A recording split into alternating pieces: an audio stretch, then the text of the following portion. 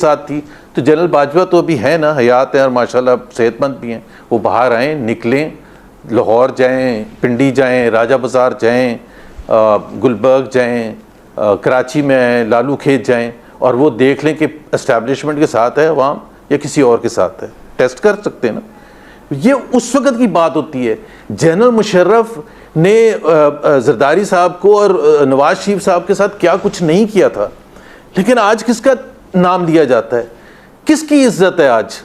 भुट्टो साहब की है या ज़ियाउल हक की इज्जत है? सो प्लीज़ ये ना कहें कि अवाम किसके साथ है। अवाम हमेशा प्रो डेमोक्रेसी थी। जब मुशर्रफ साहब प्रेसिडेंट थे तो 9 साल के बाद इलेक्शन हो रहा था, सारे जो वोट पड़ रहे थे उन पार्टीज को पड़ रहे थे जिनको मुशर्रफ साहब ने पब्लिकली कहा था they have no future, PMLN और PPP। सो अवाम को अगर एक फ्री माहौल में मौका मिलता है तो वो अपना एक्सप्रेस करते हैं। दूसरी बात ये है कि ये जो Pakistan establishment right now he doesn't ना, तो उस वक्त जब करते थे डर के करते थे। मुशर्रफ साहब की जो इज्जत करते थे डर के करते थे नवाज चौधरी शुजात हुसैन साहब हो या शौकत अजीज साहब हो, जी मैंने सुन लिया आपकी एनालिसिस, एस्टैब्लिशमेंट के साथ खड़ी हुई है गिवन दिस सिनेरियो। और द फैक्ट के 5 अगस्त को का कोई मोमेंटम नहीं है। द फैक्ट इमरान खान अपने बेटों को नहीं बुला सकते तो कौम के बेटों को क्या कहेंगे? क्या एक्सपेक्ट किया जाए पाकिस्तान में, क्या होने जा रहा है 5 अगस्त को और इमरान खान? आप कंफ्यूज करते हैं दो चीजों को, बिल्कुल कंफ्यूज करते हैं।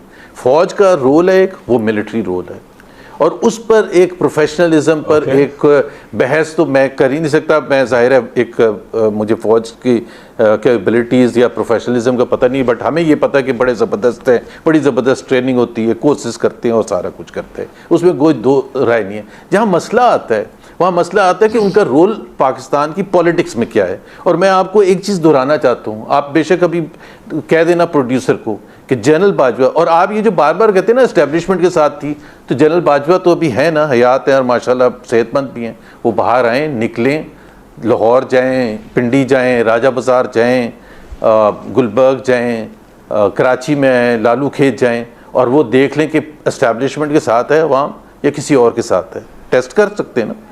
ये उस वक़्त की बात होती है। जनरल मुशर्रफ ने जरदारी साहब को और नवाज शरीफ साहब के साथ क्या कुछ नहीं किया था, लेकिन आज किसका नाम लिया जाता है, किसकी इज्जत है आज?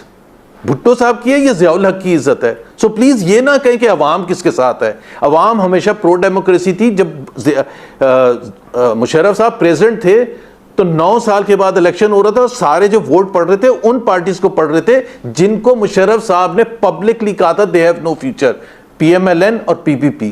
सो अवाम को अगर एक फ्री माहौल में मौका मिलता है तो वो अपना एक्सप्रेस करते हैं। दूसरी बात ये है कि ये जो Pakistan establishment right now he doesn't ना, तो उस वक्त जब करते थे डर के करते थे। मुशर्रफ साहब की जो इज्जत करते थे डर के करते थे नवाज शरीफ के साथ, थे पीपल्स पार्टी के साथ। लेकिन आप उस वक्त भी अगर आप आज जैसी एनालिसिस कर रहे होते तो आप खुदा न खास्ता एक सेकंड, जब नवाज शरीफ को एग्जाइल में भेजा था तो 2 बंदे नहीं बाहर निकले थे। जब अटक जेल में भेजा था 2 बंदे नहीं बाहर निकले थे।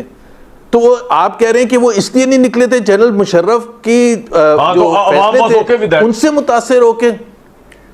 जब भुट्टो साहब को टांगा था उससे बड़ा हादसा तो पाकिस्तान 2000 बंदा